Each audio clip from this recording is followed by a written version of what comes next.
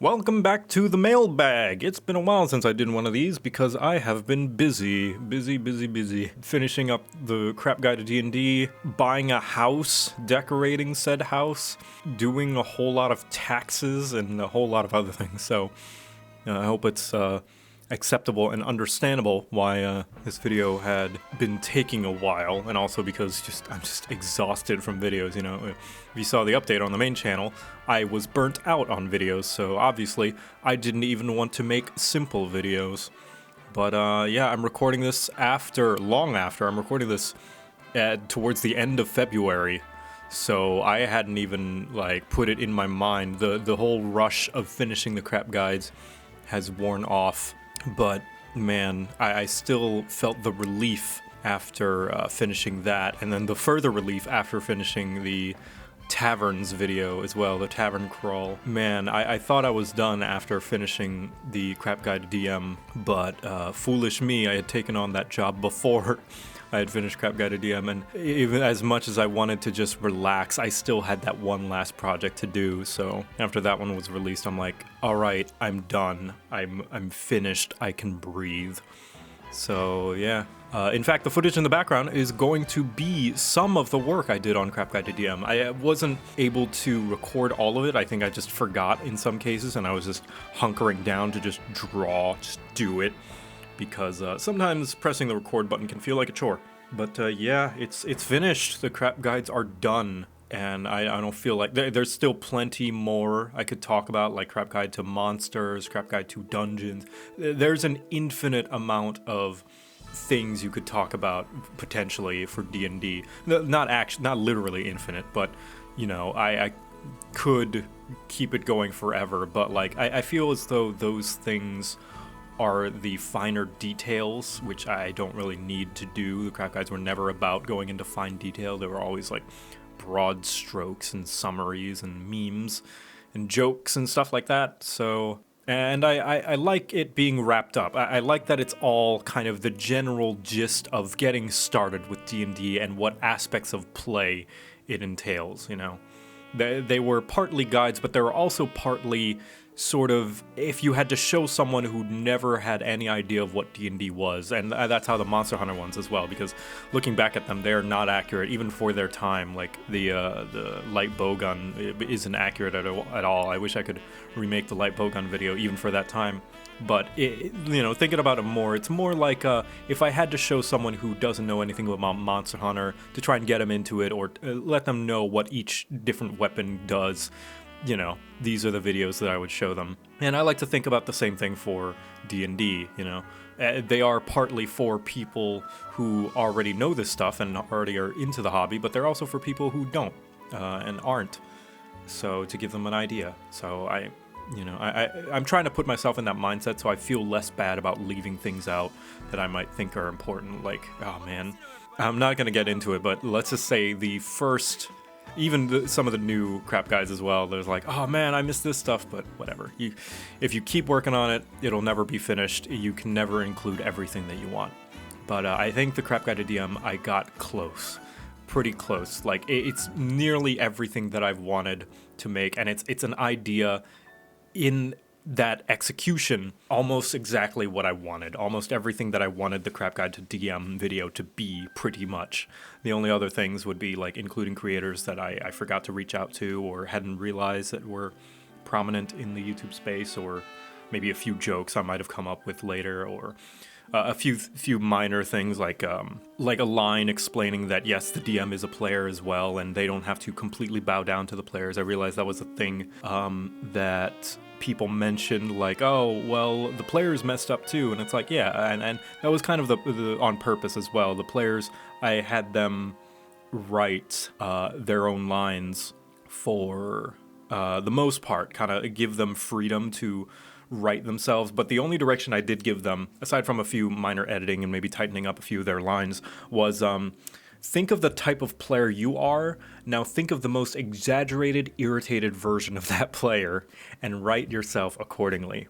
And so, you know, they were purposefully written to be irritating and player stereotypes and stuff like that. So, you know, to fit with the theme that these are memes, these videos are jokes, they're not to be taken seriously. for the most part. But I tried to include one line, when I, JoCat, am talking with Joe Crap, the character. I guess the character of me, JoCat, not me literally. Even when I'm on screen and speaking my mind, I'm still kind of somewhat playing it up. Me saying, sure, keep in mind where you want the campaign to go. That's maybe I could have gone in more detail or like said a few more words to be more specific, but I hope that line at least, and also talk to your players. A lot of this can be solved by talking to your players, letting them know how you feel, letting them realize that you are a player as well. That's the sort of catch-all for everything that does not apply, I guess. Maybe that's an easy out and a lazy way out for writing that episode. But I did want it to be like pretty emotional towards the end, a little bit serious, and that whole thing about the blow up and everyone walking out and eventually coming back and ending it with roll for initiative, down to the details of me kind of scrolling down on the shelf and waving. Like, I had that thought out since the beginning of the series. The goblins knew, though. I did not plan on having a goblin plushie by this point, so that was a new detail. Anyway, I could talk on and on and on about the Crap Guide to DM because it was such a production. I think it took like a year and a half to make, from conception and pre-production to finish. Of course, a lot of time of that was on hiatus and just like thinking, because coming up with an idea is hard, and when something doesn't exist, like, it's easy to think of it now that it does exist and look at it in retrospect, but like that's because it exists now and we already see it in its fully formed thing. But creating it out of nothing takes a lot of mind and inspiration and motivation and iteration and more words that don't end in Asian. But I don't know, maybe one day I'll look back on the series in a few years as a retrospective and analyze and talk about more behind the scenes. And hey, if you want even more detailed behind the scenes, the best way to ask specific questions and get closer answers is by watching my live streams and asking me, and then me promptly ignoring it because I'm distracted by the game. But yeah, anyway, on to the questions. Do you plan on doing more gobblevengers? I thought it was really nice. Yes, I do. There's only 2 episodes at the time of recording right now, but I do plan on doing more. Maybe just like a short little series, or maybe just an ongoing one for whenever I have an idea for it. There's no I don't really have any plans for any overarching thing or when it's going to end. It's just when I have an idea, I'll make one, I like to not be on a strict schedule. Even then, I do have this underlying pressure in the back of my mind, like, oh, it's been a while since I haven't released a video. Even right now when I'm on break, like, it's been 26 days since my last video, which was the tavern crawl. But even with the update letting people know that I'm going on break, like, it's still nagging at me, like, but no, I need this. And also, I'm technically still working because I'm live streaming, right? Even if it doesn't feel like work. But yes, I do have more plans for more Gobblevengers episodes. What they will be, who knows? And when they'll happen, who knows? Do the Halloween characters have names? No. They're talking about the spookiest jamboree, which was a load of fun to make. No, I don't think they have any names. They're all based on different things. So you've got the Frankenstein's monster girl playing the banjo. You've got the skeleton. That's just a skeleton. Sometimes you don't have to. I was thinking of spicing it up, the design, with like a little bit of fancy stuff, but sometimes tried and true is best. There's the witch girl, who's, pretty basic as well, sitting on the boppin' pumpkin. Oh, and the ghost. The ghost is another simple, no need to fix it if it ain't broke sort of design. The Grim Reaper with the bow, I think had a pretty good response from people. I like that people like that one. And the bat, I tried to combine the bat with sort of a mummy, because that was another sort of stereotypical Halloween costume that a lot of people dress up as, and also just a callback to TP throwing. But I don't know that it came across really well because it just had a few bandages on its head. But yeah, that was a lot of fun to make. I really like syncing up animation to music. I really like animated memes, though. Man, I'm such a stickler for animated memes that it drives me up the wall when animated memes are not synced up to the music that they're memeing. Ugh, man. Maybe I'm just being nitpicky and, my high standards. But man, if you are an animated meme animator person, sync up your music, please. It bugs me to no end. This has probably been asked before, but what's your favorite character design? that I've made, or in general? That's a very broad question with... Oh, it says just in general. I didn't read that. I don't know. That's a hard question. With any sort of favorite of all time sort of thing, it's hard to find a good answer. I really like exaggerated shapes, designs for characters. Spider-Verse is a good example for that. Kingpin is just a big old square. Anyone that can do that sort of like this geometrical shape, fill it in with a character. I mean, pretty much all of Pixar stuff, they're great at character design. See, I've got different favorites for different things, so I don't know if that answer is too broad. It's because the question's very broad. If you could, would you make an animated series about the adventures and hijinks of your D&D characters, Sasha, Felicia, etc.? Maybe.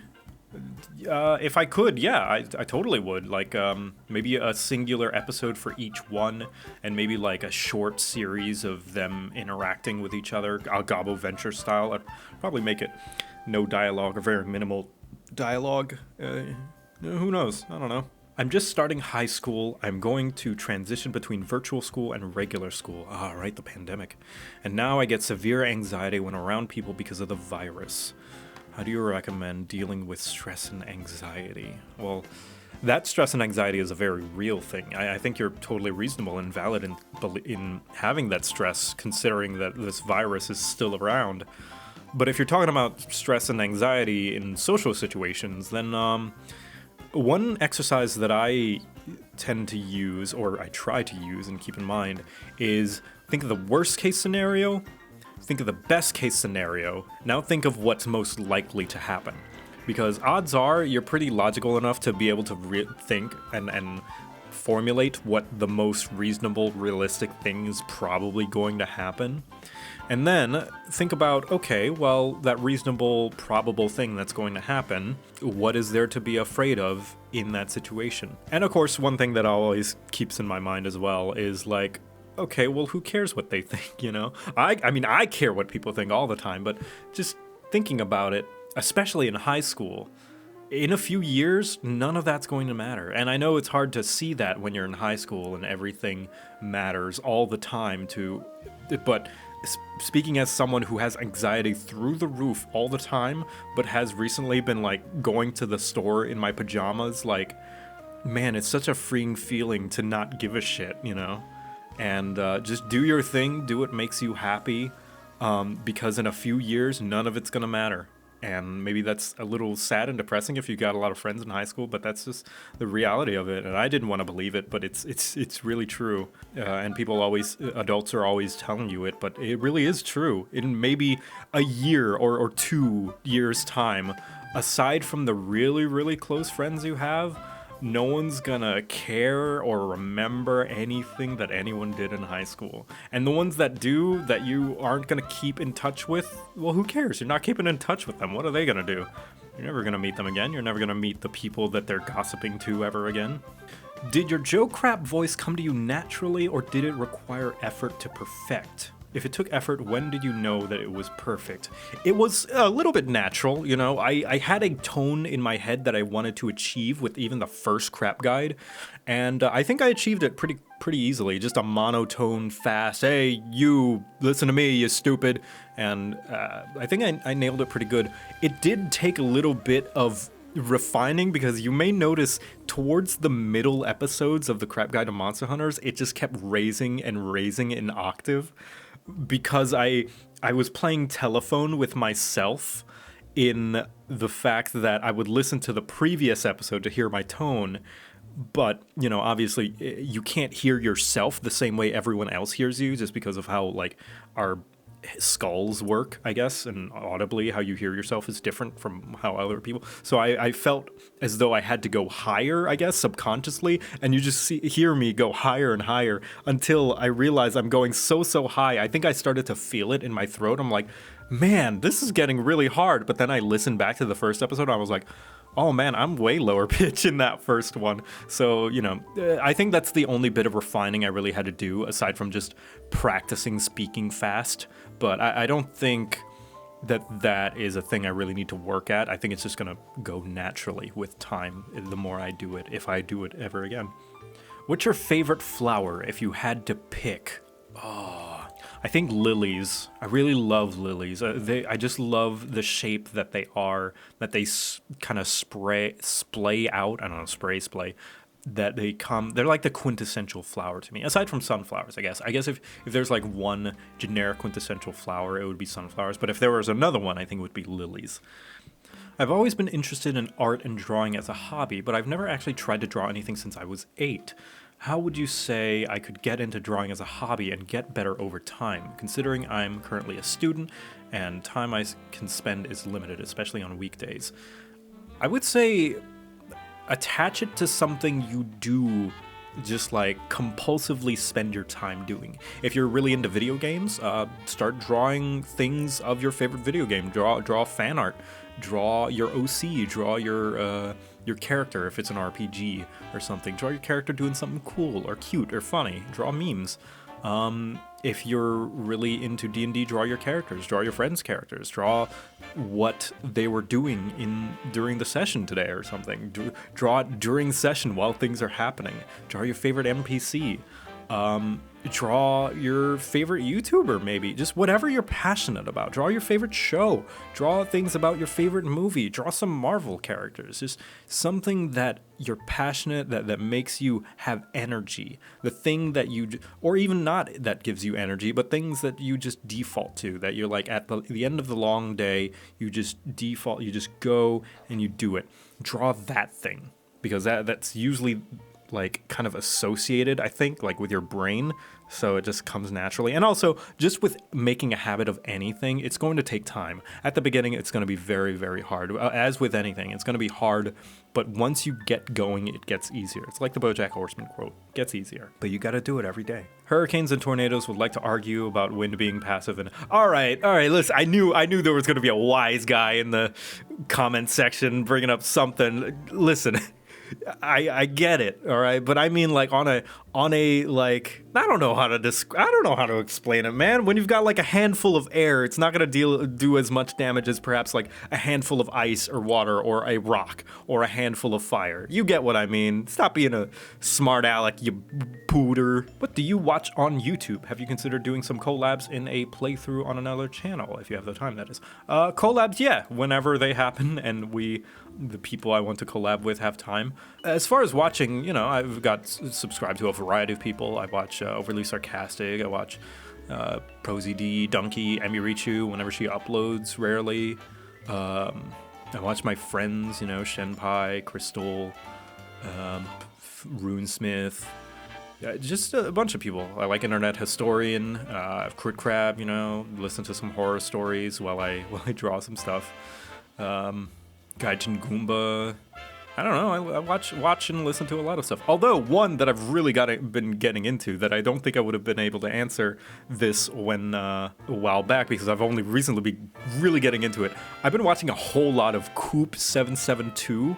He is a Nerf, or I guess foam dart reviewer YouTuber. He primarily does foam dart gun content, mostly reviews, but other stuff as well. Like sometimes he'll go over mods, and I've been watching and listening to his videos for just like a ton recently because I've been really into foam dart guns. In fact, I bought 3 already.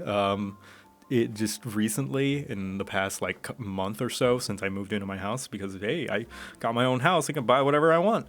I've got an Ultra, I think it's called a Pharaoh. It's like the sniper. I got the Halo Assault Rifle, both by Nerf, and I got a Nerf rival, the thing that looks like the P90. It shoots little balls, and boy, that thing shoots far and fast. As someone who used to only have the rinky-dink, like, lever-pulling Nerf darts and never the fancy stuff, man, it is opening the floodgates now that I have my own place and my own, money to buy things. It's like, I really got to hold myself back from splurging. But I am getting a Strife, a lipo modded Strife. And any Nerf heads know what that means. I'm very excited.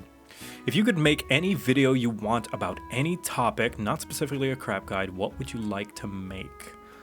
Well, I guess you'll be able to see that eventually because I can kind of make anything that I want at this point. I'm in a very fortunate position, and the things that I want to make, I will make. It's just that a matter of time and effort and motivation, because like the ones I think this year is especially going to be the year that I make the ones that I felt like I had to put on the back burner because of the crap guides.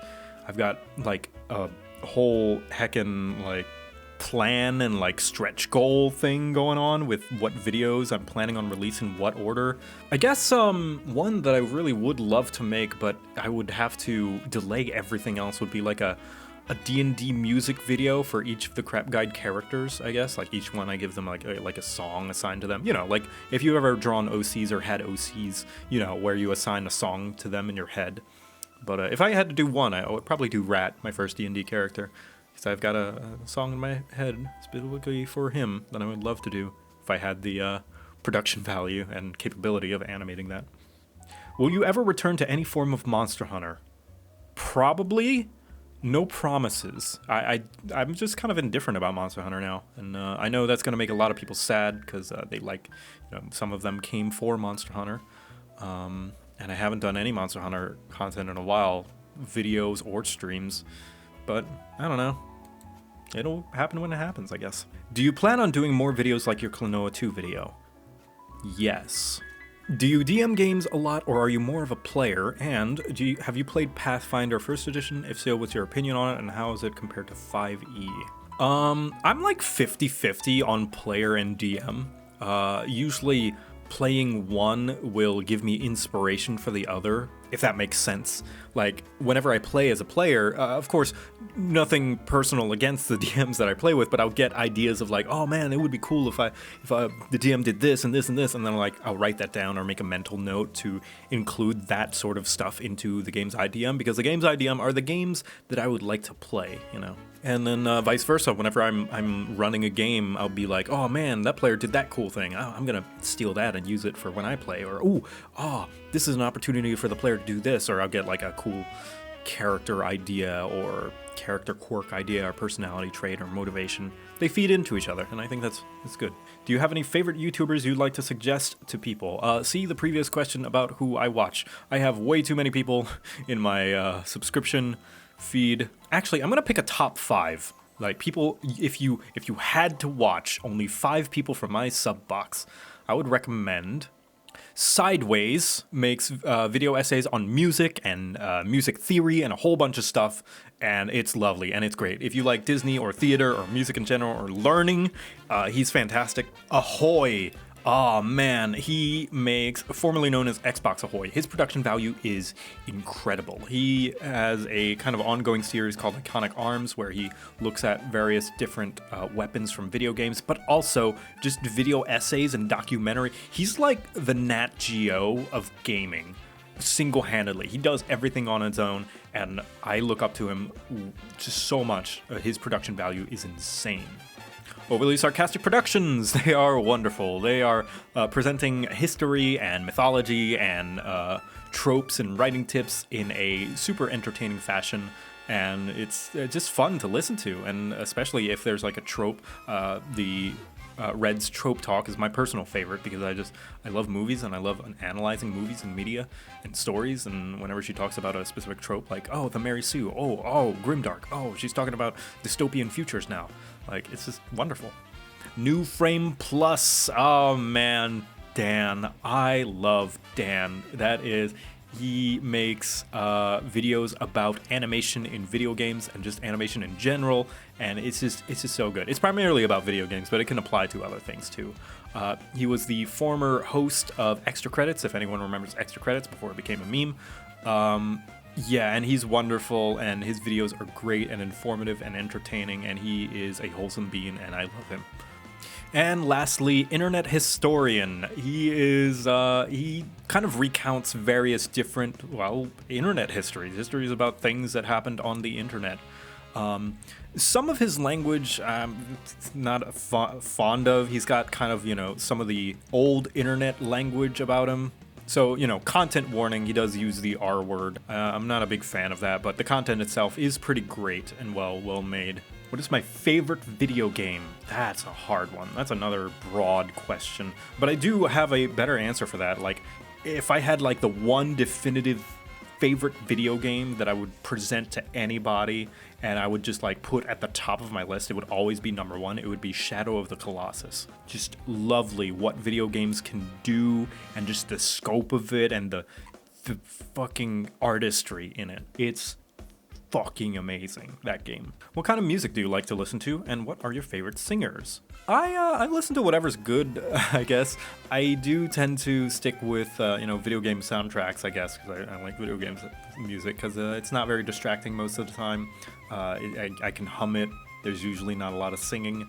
However, more normal music, I'm really, really fond of electro swing and electro jazz.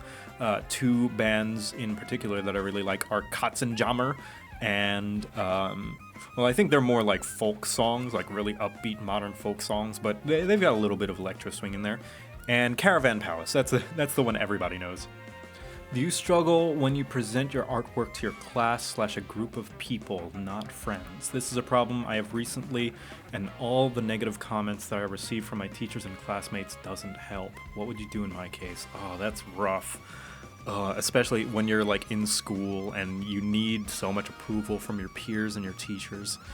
It's a shame to say, but maybe it would be pertinent to not share your work with those people. If they're not going to if they're just going to be so down on you and make you feel bad for this thing that you enjoy, that's going to feed into that. And it's going to, you're going to start associating those bad feelings with what you draw, which you shouldn't. You shouldn't feel bad for drawing and drawing what you want and drawing how you like. And it sucks that those people are doing that to you and what you love. If they can't be reasoned with and they're not willing to change or improve, then the best thing to do is just to keep it away from them and not give them your time. And prioritize giving your time to the people who will make you happy when you show them, your passion, the people who are interested genuinely in what you're interested in and who will hear you out and will listen to you and will enjoy you expressing your passion. We've got a limited time on this earth, and we get to choose how we spend it. So yeah, I would say spend it wisely. Don't waste your time on those people. But go all out whenever you're with your friends who are enabling you. Like, just go full on. Yo, you want to see what I drew in class? It's awesome, right? As Mr. Rogers would say, find the helpers. Look out for the helpers. Those people who are giving you trouble, they're not helpers. Why are you using Paint Tool Sai? Have you looked into Clip Studio Paint? I have a hunch the Pro version is a good fit for your process. Okay, well, yeah, I knew someday someone would question this, and it's a valid question because my method is not very efficient. But honestly, like Clip Studio, the first half of the Doom Animal Crossing crossover video that I did, that animation of the Doom guy in Animal Crossing World and Isabelle in Doom World, the first half of that, of the Doom guy, that was actually animated in Clip Studio. And it was so annoying. There are so many features that are missing, or I can't find an easy way to figure out how to do in Clip Studio in the animated portion, that it just frustrated me so much that I just went back to animating in, Sai and importing it into my video editing program. Because with Clip Studio, when you're animating, you can't merge layers, you can't copy and paste on top of like additional layers, and it's just too many steps. Like, it makes the timeline and viewing back the animation easier, but so many other things are more annoying, and I don't know, my muscle memory is just too attuned to Sai at this point that I think it's just better for me to just do that. And I'm just more familiar, and I've discovered more tricks with that than I think would be with Clip Studio, and I think that would slow down production a whole lot to try and learn. Maybe it would speed it up in the long term, but I don't know, I just prefer this. Have you ever played Savage Worlds? Nope. Do you like Mega Man? Yeah, he's pretty cool. If you had unlimited money without ruining the economy and time, what project would you undertake? A feature-length 2D animated film of epic proportions, or a series, fully length featured series, maybe like 3 or 4 seasons or something. Can I DM a game of D&D for you? Probably not. You like chips on your sandwiches, but what about fries on burgers? Absolutely, yeah, fries on burgers is awesome. What were the difficulties you faced when making the last crap guide? Too many to list here. Maybe I'll talk about it some other day. Have you ever played an anime or anime-like character in D&D? If not, have you ever met one in campaign? No and no, though I would not be against it. Alright, I think that's enough questions for now. Thank you for being patient, and not just for this video, but also videos on the main channel. Thank you for the questions. Thank you for supporting me, and I will see you next time. Bye-bye.